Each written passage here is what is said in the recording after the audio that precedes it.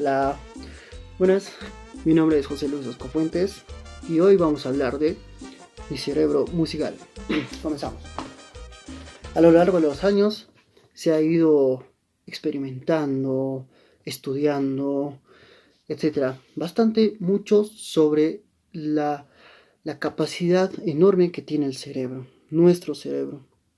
Y hoy vamos a ver cómo nuestro cerebro viene siendo relacionado con la música y bastante. Bueno, vamos a empezar.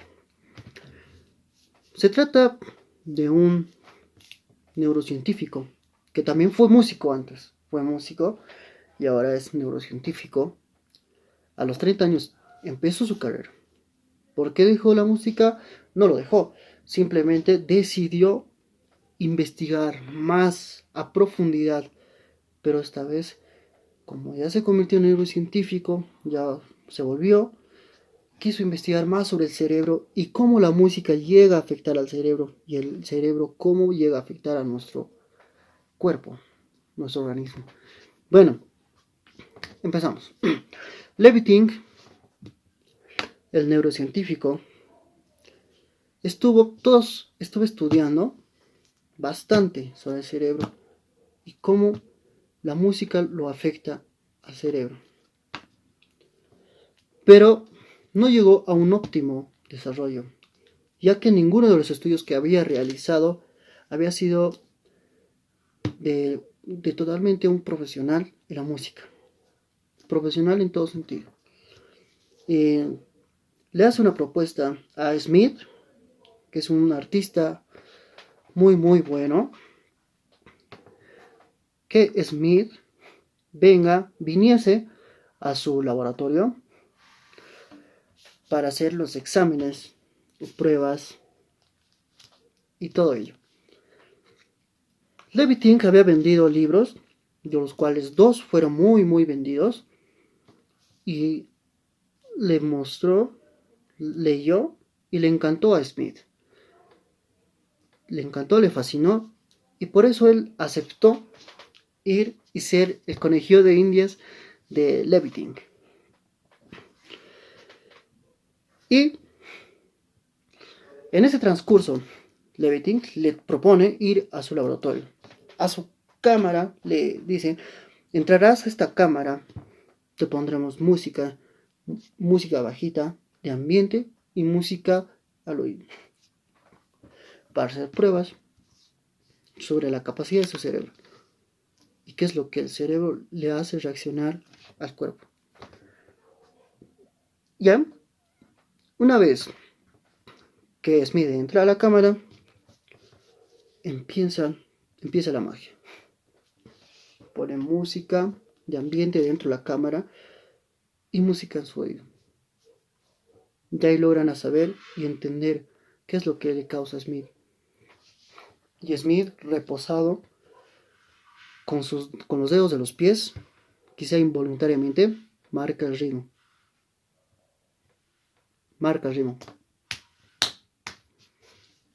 Y los neurocientíficos se dan cuenta ahí que, qué interesante, mira, marca el ritmo con el pie.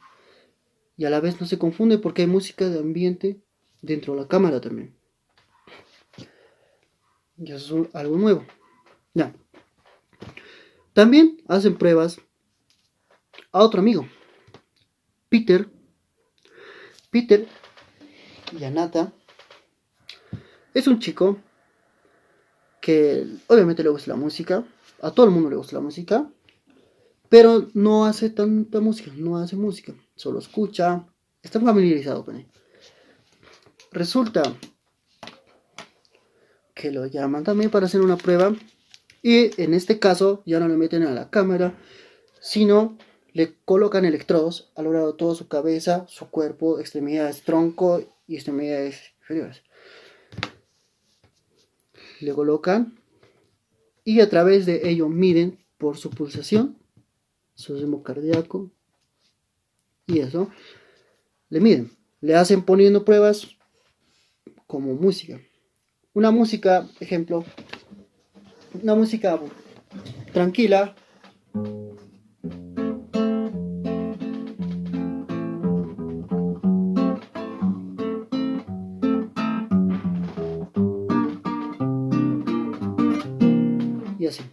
tranquila, y Peter empieza a sentir como que así, pasivo. Quizá nunca la había escuchado la música, nunca, pero le causa un pequeño movimiento. Tranquilo. Pero después hacen la prueba poniéndole una música que quizás sí lo haya escuchado. Ejemplo.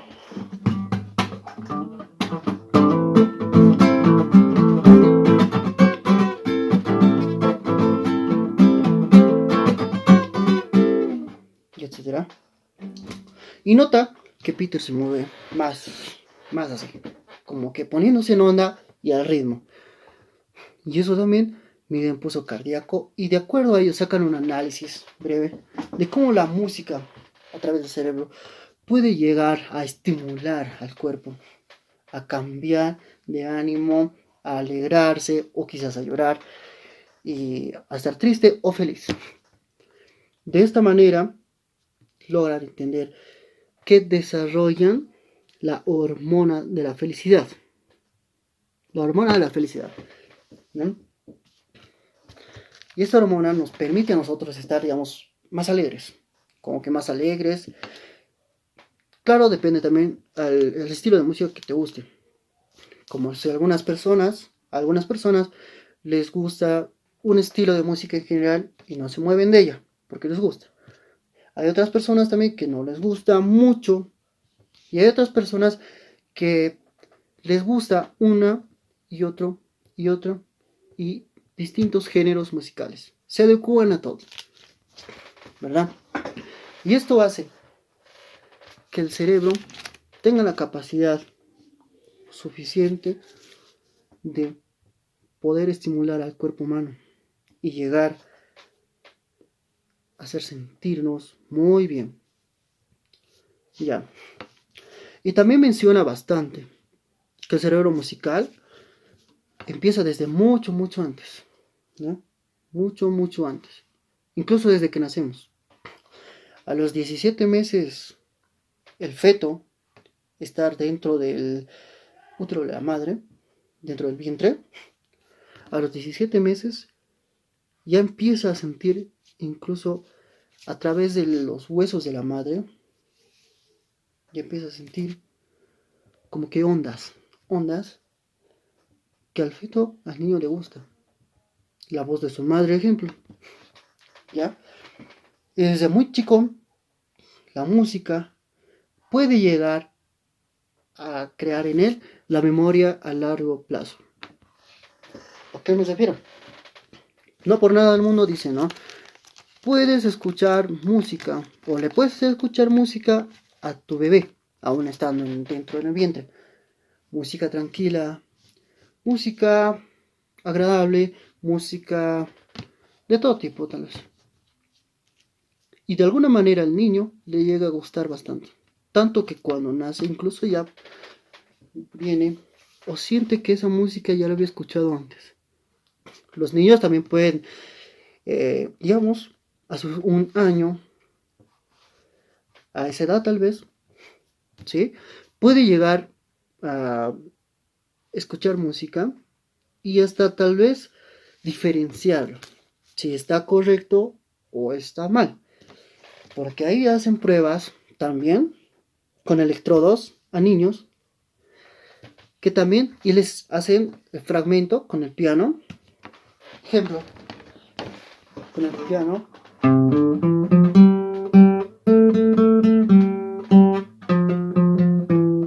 Que al final hacen tonos extraños, que no están en la tonalidad, pero lo hacen. Y el niño o el bebé ya empieza como que a poner su cara de molesto porque sabe y entiende que no está bien, que no está correcto.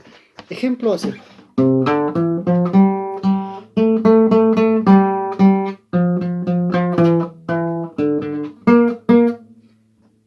Y el niño se pone medio... ¿Qué ha pasado? Es porque el niño, desde muy temprana edad, se empieza a estimular. Al niño se estimula y a través que vaya pasando el tiempo, el niño va aceptando esa nueva, porque para un niño es como para un juego. es un juego.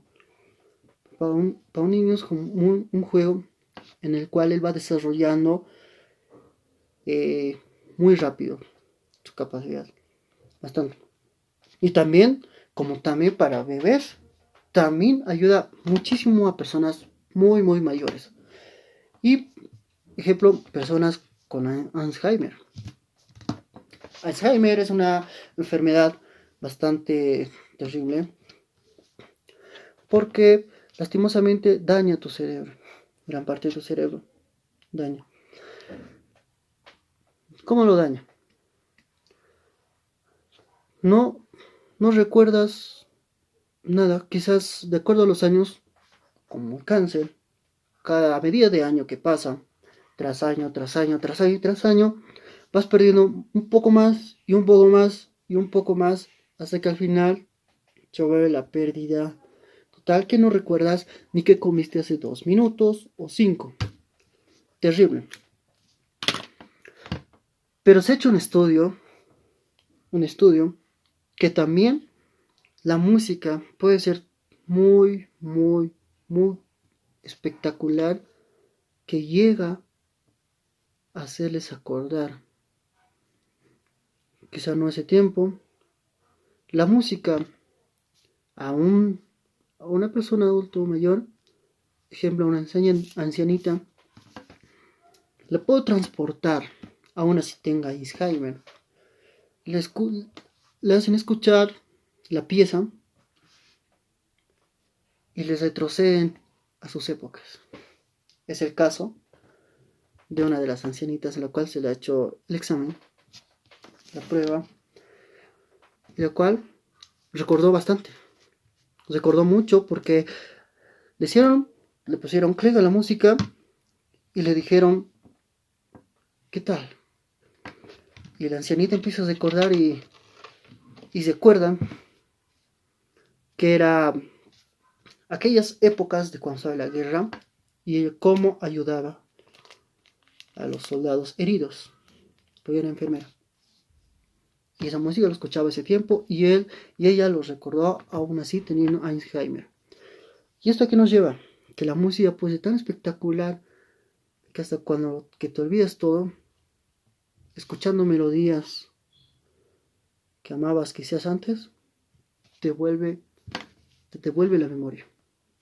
Poco a poco empiezas a escuchar, y es tan fascinante como ver que la música puede lograr hacerle recordar algo de su juventud a esa ancianita. Muy bien. Y en el caso de todos,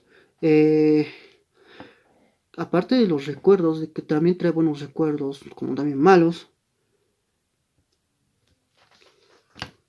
lo importante es que el cerebro nos trae muchísimo.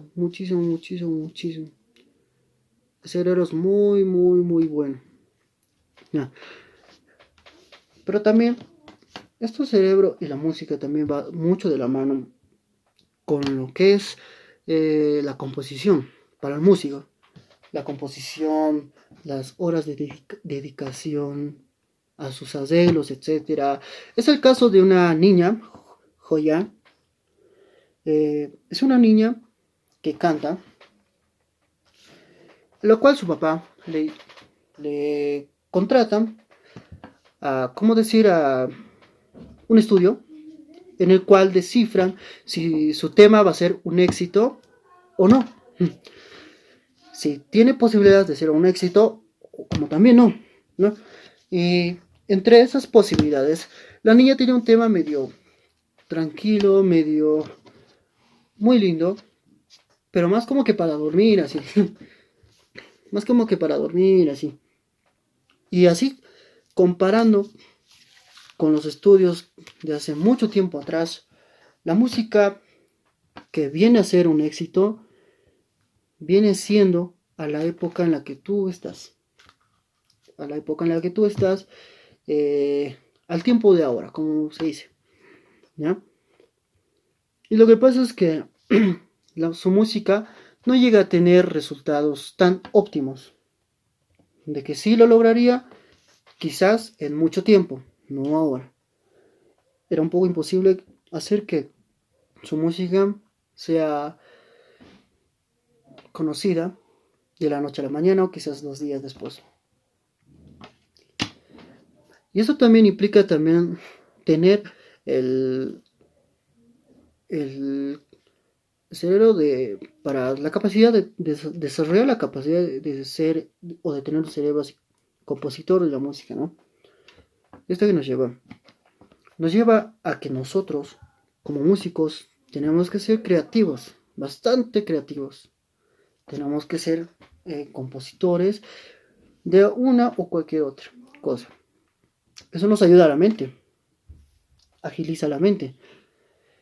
Es en el caso de Smith, lo que nos contaba a sus principios, lo que él más lo que no le gustaba hacer es llegar a su casa y hacer una composición, porque según él era medio frustrante sentarte ahí agarrando tu bolígrafo frente a tu hoja en blanco. Era muy difícil y complicado dar ese gran paso. A lo cual Smith nos dice, eso es uno de los peores temores del músico, del compositor,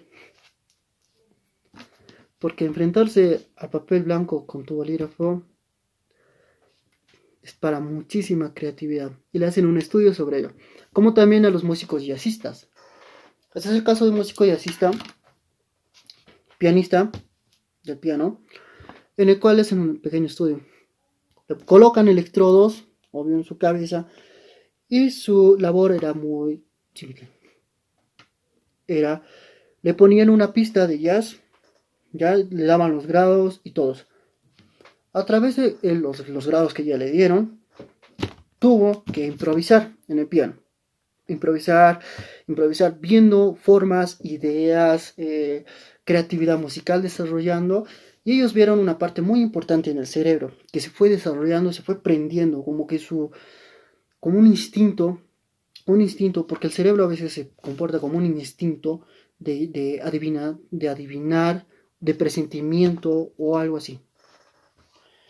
El cerebro a veces se comporta porque de los músicos muchas veces tendemos cuando vamos a improvisar, mayormente tratamos de adivinar qué es lo que vendrá o el siguiente compás, qué es lo que harán, ¿verdad? Eso es lo que pasa en el músico de los solistas y los que hacen ese tipo de cosas. Ya, y al final, relacionado con la materia, claro, el oído es muy, muy, muy importante, porque por el oído entra el principal componente para que nuestro cerebro pueda percibir la música. El oído, tanto como cerebro, es muy, muy, muy importante para el ser humano. El oído, vas a explicar qué es el oído. El oído, ¿no? Es oído externo, oído medio y oído interno. ¿Ya?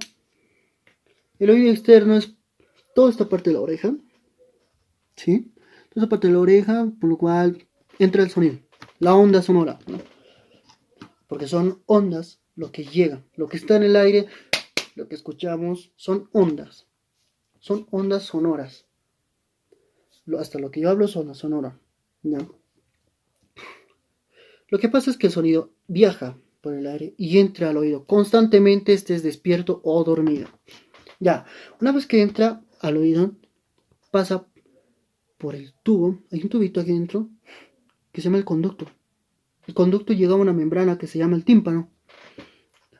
Y el tímpano es como un protector junto a los huesecillos que se encuentran al lado del tímpano, como es el martillo, y más adentro llega también a la cóclea o el caracol. como la cóclea y el caracol, perdón, son, ahí es donde ocurre prácticamente la magia, porque el yunque, el martillo, que es los huesecillos, como digo, son los huesecillos que estabilizan el sonido, que, que equilibran, que tiene el papel más o menos como que equilibrar el sonido, para que no sea ni muy fuerte, como porque si te entra fuerte es como terrible, ¿no? Es como alguien gritar en tu oído ahí, medio que empieza a temblar horrible. Eso es el papel del yunque, el martillo y el otro más. Y eso lo regula el sonido o las ondas sonoras. Hasta ahí siguen siendo ondas. Hasta que de ahí entra recién a lo que es la cóclea o caracol. La cóclea o caracol. Tenía aquí un cuadro. Ya, la cóclea o caracol es donde se produce la magia. La magia donde las ondas sonoras se convierte en, puede ser códigos, porque son ondas electrónicas. Ondas electrónicas, lo convierten en ondas electrónicas, que a través de esa electrónica llega al cerebro. A través del tubito llega y el cerebro lo decodifica esa información. Esa información lo codifica el cerebro y recién ahí es donde existe la magia de cómo el cerebro ya nos da la capacidad de entender, de escuchar. Escuchamos, la cóclea lo codifica y el cerebro ya lo recibe y lo transmite al cuerpo humano. Y es así, como escuchando música que te agrada, empiezas a hacer movimientos, quizás involuntarios, quizás voluntarios o involuntarios. A veces es medio que no lo podemos, no podemos controlarlo, son impulsos, ¿no? Son impulsos, solo que nos da ganas de seguir en onda, seguir así con la música que nos gusta, ¿no? Y es así como se trata el cerebro musical, mi cerebro musical, tu cerebro musical, nuestro cerebro musical. Para todas las personas del mundo, el cerebro musical es lo más estupendo que podemos tener los músicos como nosotros, músicos como de aquí, de Europa, de todo el mundo. Es lo más espectacular. Bueno, acá concluye todo. Gracias. Hasta una próxima.